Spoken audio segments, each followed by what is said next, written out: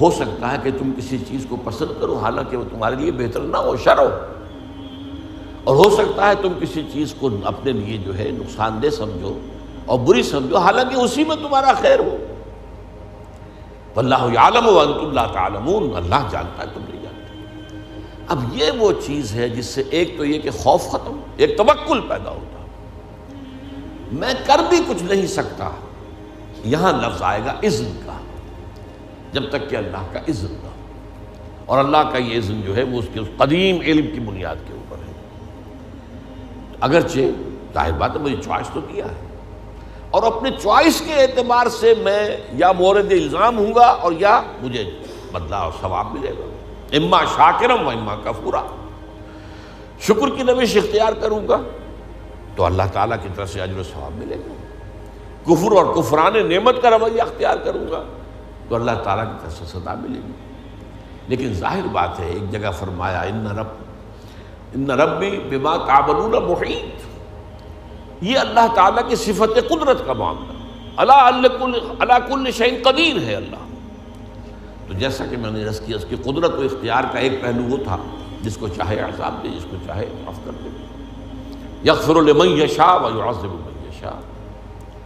اور اگر میں یہ سمجھوں کہ میں اپنی کوشش اور محنت سے صرف کوئی کام کر سکتا ہوں تو بھی دھوکے میں آ گیا۔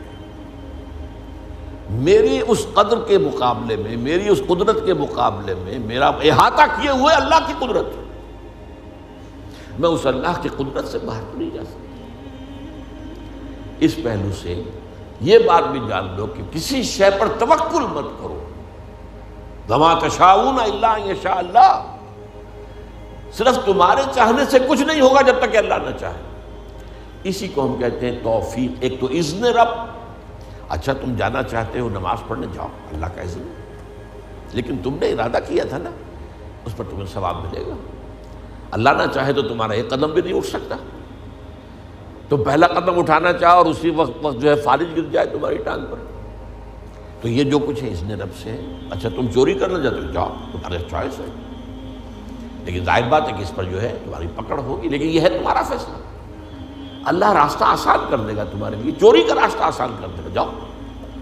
فَسَنُيَسِّرُهُ لِلْيُسْرَىٰ وَسَنُيَسِّرُهُ لِلْعُسْرَىٰ، جو نیکی کے راستے پر چلنا چاہتا ہے ہم اسے سہج سہج سہج سہج وہ سب سے بڑی آسانی جو ہے یعنی جنت وہاں پہنچا دیں گے، اور جو برائی کا راستہ اختیار کرتا ہے فَسَنُيَسِّرُهُ لِلْعُسْرَىٰ، اللہ اسے آہستہ آہستہ العسرا بھی پہنچا دے گا۔ تو توفیق رب، اذن رب، توفیق رب کے بغیر میں کچھ نہیں کر سکتا۔ اسی سے پھر اسی کے بطن سے توکل جنم دیتا ہے۔ میرے پاس سارے اسباب و وسائل جمع ہیں، رات کو میرا فیصلہ ہے کہ صبح میں نے سفر کرنا ہے، اسلام آباد جانا ہے، گاڑی کی میں نے چیکنگ کروا لی ہے، سب کچھ ہو گیا ہے، اس کے تیل ویل دیکھ لیے ہیں، ٹھیک ٹھاک ہے، پیٹرول کی ٹنکی بھی فل ہے، لیکن اگر آپ نے سمجھا کہ میں چلا جاؤں گا تو آپ دھوکے میں، فریب میں۔ سورہ کہف میں اس کا نقشہ کھینچا گیا ہے، حضور سے فرمایا گیا وَلَا تَقُولَنَّ لِشَيْءٍ إِنِّي فَاعِلٌ ذَلِكَ غَدًا إِلَّا أَن يَشَاءَ اللَّهُ، ہرگز کبھی مت کہنا کہ یہ کام میں کل ضرور کروں گا، مگر اس استثناء کو سامنے رکھتے ہوئے اگر اللہ نے چاہا تو نہیں جا سکتے۔ مجھے کیا پتا، وہ تو کہتے ہیں نا کہ there's many a slip between the cup and the lip۔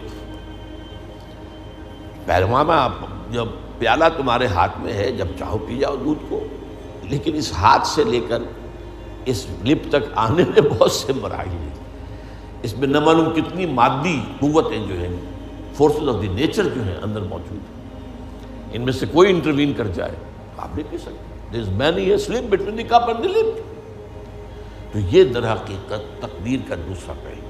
اس کا یہ مطلب نہیں محنت نہ کرو، کوشش کرو، جد و جہد کرو، امکانی حد تک، اگر وہ نہیں کرتے ہو تو تم پکڑے جاؤ گے، لیکن یہ نہ سمجھو کہ تم اللہ تعالیٰ کی قدرت سے آزاد ہو جاؤ گے اور باہر نکل جاؤ گے اور جو چاہو گے کر دو گے۔ وَمَا تَشَاءُونَ إِلَّا أَن يَشَاءَ اللَّهُ إِنَّ رَبَّكَ، اللہ تعالیٰ رب ہے، إِنَّ رَبِّي بِمَا تَعْمَلُونَ مُحِيطٌ، احاطہ کیے ہوئے اللہ، بما یعملون محیط دو دفعہ قرآن میں، اور ایک مرتبہ تعملون محیط، احاطہ ہے تمہاری اس قدرت سے باہر۔ جیسا کہ میں نے کہا اللہ تعالیٰ کی قدرت ہے وہ چھائی ہوئی، ان اللہ علی کل شیء قدیر، وہ ہر شے کو محیط ہے، گھیرے میں لیے ہوئے۔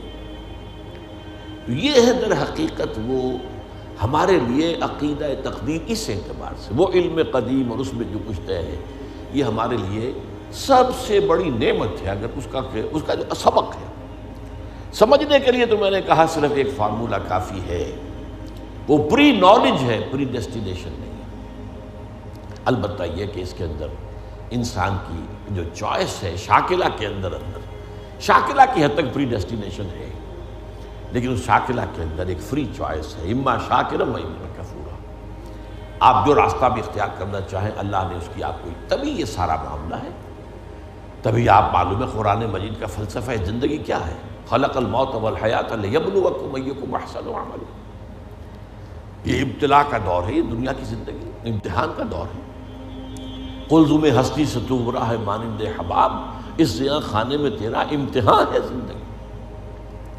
اور یہ کہ ظاہر بات ہے اللہ نیکوکاروں کو جزا دے گا، اجر و ثواب ہوگا۔ اس نے اخروی زندگی میں اس دنیا کے اعمال کے نتائج کا سامان کر رکھا ہے، جس کو کہتے ہیں اللہ تعالیٰ نے اعد لہم نارا سعیرا، یا ایسے ہی الفاظ ہیں، تیار کر رکھی ہے وہ بھڑکتی ہوئی آگ بھی، اور اللہ تعالیٰ نے جنت بھی تیار کی ہوئی ہے، سجائی ہوئی ہے، اور اہل ایمان کے استقبال کے لیے بے قرار ہے۔ اس اعتبار سے یہ عقیدہ ہمارے لیے جو ہے یہ بہت سی چیزوں سے، اس کو بڑے پیارے انداز میں اقبال نے کہا ہے، برو کشید ز پیچا کے ہست و بود مرا، چوکدہا کے مقام رضا کشود مرا۔ یہ اللہ کی رضا پر راضی رہنا، اس نے مجھے کیسی کیسی الجھنوں سے نجات دے دی۔ وہ پیچ و تاب، وہ فرسٹریشن، وہ اندر ہی اندر کا غصہ، وہ اندر ہی اندر صدمہ، وہ مایوسی، وہ بددلی، نجات مل گئی۔ وہ خوف، یہ نہ ہو جائے، وہ نہ ہو جائے، کچھ بھی نہیں ہو سکتا، پتہ تک نہیں ہلے گا جب تک اس نے رب نہ ہو۔ اور میرا رب جو ہے وہ ہر شے پر قدیر ہے، اور میرے رب نے جو بات جو میرے لیے لکھتی ہے وہ جو آئے گی تو مجھے اس کے اوپر کوئی رنج نہیں، کوئی افسوس نہیں، جو بھی آئے